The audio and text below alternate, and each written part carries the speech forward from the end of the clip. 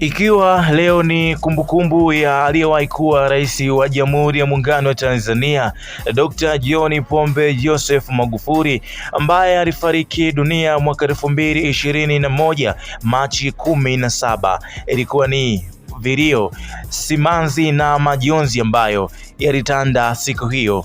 Leo nimekuletea misemo 10 ambayo ilikuwa maarufu sana kwa Rais John Pombe Magufuli. Sasa kuwa makini kuanzia mwanzo mpaka mwisho, nikutajie misemo ambayo alitumia sana Dr. John Pombe Joseph Magufuli.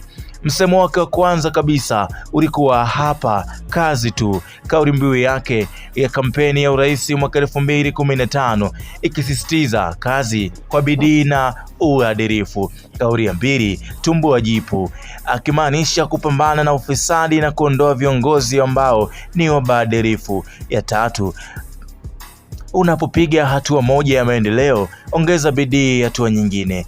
Hapa alimaanisha kuhimiza maendeleo endelevu na kutoridhika na mafanikio ya muda mfupi. 4, nataka nifanye kazi kwa kasi, sihitaji vikwazo. Hapa alimaanisha akisisitiza umuhimu na ufanisi wa kupiga kazi kwa urasimu. 5, hakuna kulala mpaka kieleweke, kuhamasisha juhudi na uvumilivu katika kufanikisha malengo yake. 6, siasa sio maisha bali ni maisha, maisha ni kazi, akihimiza watu kuzingatia kazi na maendeleo badala ya siasa na marumbano.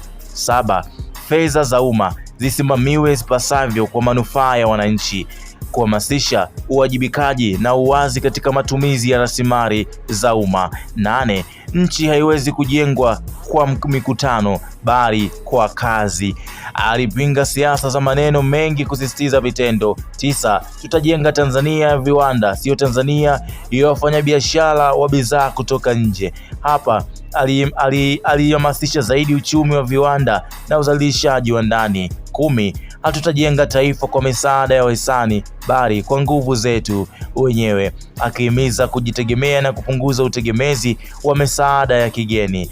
Misemo hii ilimfanya Magufuli kuwa kiongozi mwenye msimamo thabiti aliyependwa na watu wengi kwa uadilifu